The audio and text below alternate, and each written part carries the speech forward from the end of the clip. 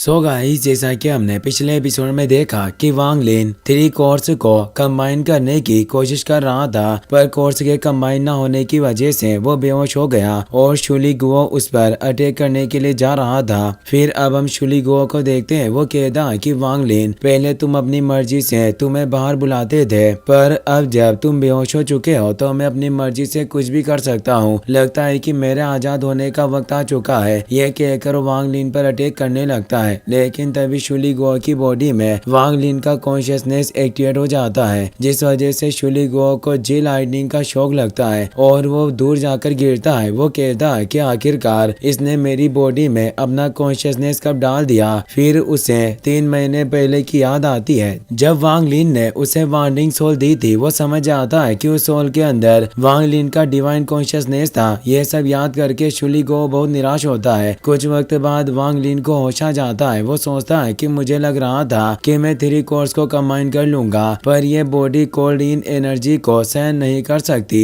मुझे समझ नहीं आ रहा कि आखिरकार दूसरे कल्टिवेटर्स इस आर्ट को कैसे प्रैक्टिस करते होंगे। मूव ऑन पील रिफाइन कर रही थी। वो सोचती है कि आजकल वो रोज अपने कल्टिवेशन को बढ़ाने की कोशिश कर रहा है, पर कोर फॉर्मेशन रियल्म में पहुंचना इतना आसान नहीं है। यहाँ तक कि बर्निंग फायर रीजन में टैलेंटेड कल्टिवेटर को कोर फॉर्मेशन रियल में पहुंचने में 30 साल का वक्त लग गया था। तभी वांग लिन वहां जाता है। उसे देखकर मुआन घबरा जाती है। वो सोचती है कि जो कल्टिवेटर्स डेथ स्पेल को कल्टिवेट करते हैं, उन्हें अपनी पावर बरकरार रखने के लिए फीमेल एलिमेंटल यिन एनर्जी की जरूरत होती है। कहीं ऐसा तो नहीं है कि वो मेरी एलिमेंटल यिन एनर्जी लेने की सोच रहा है। ये सोचकर वो अपनी आंखें बंद कर लेती है। वांग लिन फ्लड ड्रैगन के स्कल के पास जाकर पूछता है कि आखिरकार इसके स्कल का कलर ऐसा कैसे हो गया। मुआन बताती है कि फ्लड ड्रैगन की पूरी बॉडी एक जहर की तरह है, जिसकी वजह से उसकी बोन से अक्सर पर्पल कलर की हो जाती है। वांग लिन पूछता है कि अगर फ्लड ड्रैगन की बॉडी में पॉइजन होता है तो आखिरकार इस पर खुद इस जहर का कोई असर क्यों नहीं होता। मुआन कहती है कि जब फ्लड ड्रैगन जिंदा होता है तो इसकी बॉडी जहर से भरी होती है। इसकी बॉडी के हर हिस्से में पॉइजन होता है, यहाँ तक कि इसकी लार में भी पॉइजन होता है, जिस वजह से इसे पॉइजन से कोई फर्क नहीं पड़ता। यह बात सुनकर वांग लिन खुश हो जाता है। वो सोचता है कि अगर मेरी बॉडी इन एनर्जी को सहन नहीं कर पा रही तो मुझे अपनी बॉडी को भी कोल्ड एनर्जी में बदल लेना चाहिए। इस तरह मैं अपने मकसद में कामयाब हो जाऊंगा। यह सोचकर मुआन से कहते हैं कि मैं तुमसे प्रॉमिस करता हूँ कि जैसे ही मैं कोर फॉर्मेशन रियल्म में पहुंच जाऊंगा, मैं तुम्हें सही सलामत लोअर रिवर सेक्ट लेकर जाऊंगा। यह कहकर वो कोर्ब वैली में चला जाता है। वो सोचता है कि सारी 13 वैलीज स्पिरिचुअल बीस्ट की बोन्स से भरी पड़ी है, सिर्फ 14 वैली खाली है। इस जगह पर सिर्फ कोल्ड इन एनर्जी है जो सोल को फ्रीज करने की काबिलियत रखती है। यह सोचकर वो वैली के अंदर चला जाता है। वो कहता है कि अब मैं इससे ज्यादा अंदर नहीं जा सकता। अगर मैंने ज्यादा अंदर जाने की कोशिश की तो मेरी बॉडी के साथ मेरी सोल और मेरा कॉन्शियसनेस पूरी तरह से फ्रीज हो जाएगा।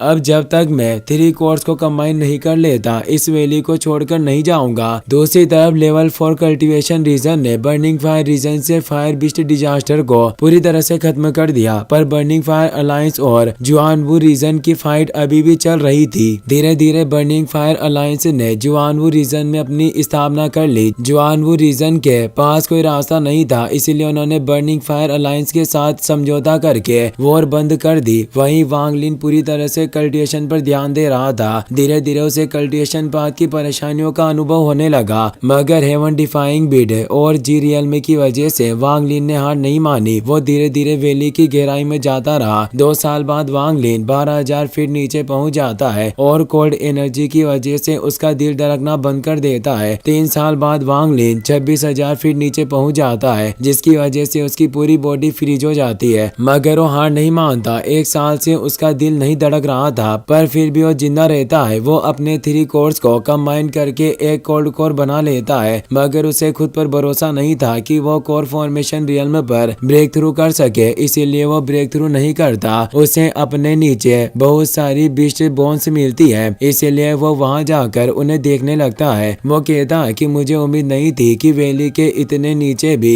बीस्ट स्केलेटन्स होंगे। अगर मैं एक फर्नेस रिफाइन कर लूं तो मैं वेपन रिफाइनिंग टेक्निक का यूज करके अपनी फ्लाइंग स्वॉर्ड को अपग्रेड कर सकता हूँ। यह कहकर वो फर्नेस रिफाइनिंग के लिए बीस्ट बोन ढूंढने लगता है, पर उसकी पावर से वो डिस्ट्रॉय हो रही थी, जिससे वांग लिन हैरान हो जाता है। वो कहता है कि मुझे यकीन यकीन नहीं हो रहा कि जिस वजह से इतनी सारी बीस्ट बोन्स है मैं वहाँ एक फर्नेस भी रिफाइन नहीं कर सकता। इससे वांग लिन को बहुत गुस्सा आता है और वो एक साथ सारी बोन्स को डिस्ट्रॉय करने लगता है। तभी वहाँ उसे एक स्कल मिलता है जो उसकी स्पिरिचुअल पावर की वजह से डिस्ट्रॉय नहीं होता। स्कल पर 9 कलर लाइट ग्लो कर रही थी। वांग लिन कहता है कि अफसोस की बात है कि इतनी मेहनत के बाद भी मुझे सिर्फ 9 ग्रेड फर्नेस मिला। मैं अभी भी टॉप क्वालिटी 10 ग्रेड फर्नेस को रिफाइन नहीं कर सकता। दरअसल वांग लिन को पता नहीं होता कि वॉर गॉड हॉल के वेपन रिफाइनिंग हॉल के हॉल मास्टर के पास भी सिर्फ 6 ग्रेड फर्नेस है और 9 ग्रेड फर्नेस बहुत ही ज्यादा रेयर है। इसकी मदद से वो कम मेहनत में अच्छे वेपन्स को रिफाइन कर सकता है। वांग लिन शुली गुओ को फ्लाइंग स्वॉर्ड से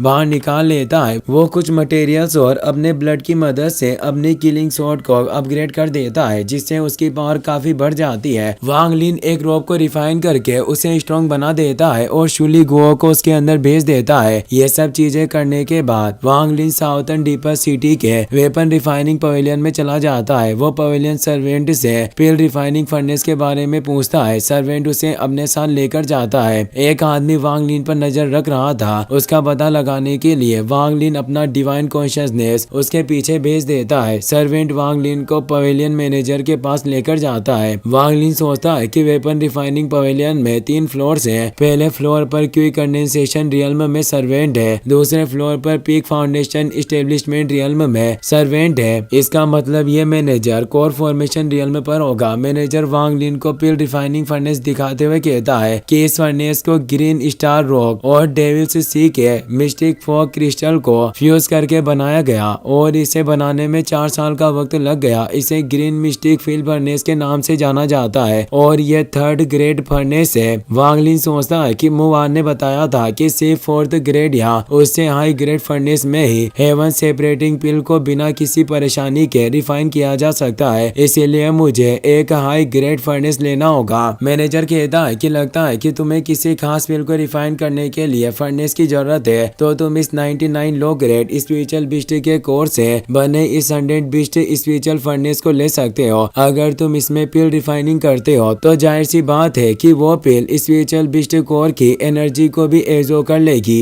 जिससे तुम्हें काफी फायदा होगा। वांग लिन सोचता है कि ये पिल फर्नेस पूरी तरह से सील है पर फिर भी इसके अंदर से काफी स्ट्रॉन्ग स्पिरिचुअल एनर्जी रिलीज हो रही है। अगर इसकी सील अनलॉक हो गई तो ये स्पिरिचुअल एनर्जी कई गुना बढ़ जाएगी। मैनेजर कहता है कि 100 बीस्ट फर्नेस 5th ग्रेड पिल फर्नेस है। फाइटिंग इविल सेक्ट के मेंबर्स भी इस फर्नेस को लेने की कोशिश कर रहे हैं पर उनके पास पैसे नहीं थे जिस वजह से वो इसे खरीद नहीं सके। इसकी कीमत 1 lakh top grade speed stones के बराबर है। अगर तुम्हारे पास दूसरे आर्टिफैक्ट है तो तुम स्पीड स्टोन्स के बदले उन्हें एक्सचेंज कर सकते हो। वांग लिन सोचता है कि पिल फर्नेस बहुत ही ज्यादा महंगा है जिस वजह से फाइटिंग इविल सेक्ट इसे नहीं खरीद पाया। ये सोचकर वांग लिन मैनेजर को फ्लड ड्रैगन स्केल आर्मर दिखाता है जिसे देखकर मैनेजर के होश उड़ जाते हैं। वो कहता है कि ये स्केल आर्मर एक middle grade flood dragon spiritual beast का है। ये सच में बहुत ही ज्यादा खास है पर आखिरकार तुम्हारे पास ये कहां से आया? वांग लिन पूछता है कि 100 बीस्ट फर्नेस की कीमत को पूरा करने के लिए तुम्हें कितने स्केल आर्मर की जरूरत है? मैनेजर कहता है कि मैं आर्मर के हिसाब से कीमत का पता नहीं लगा सकता।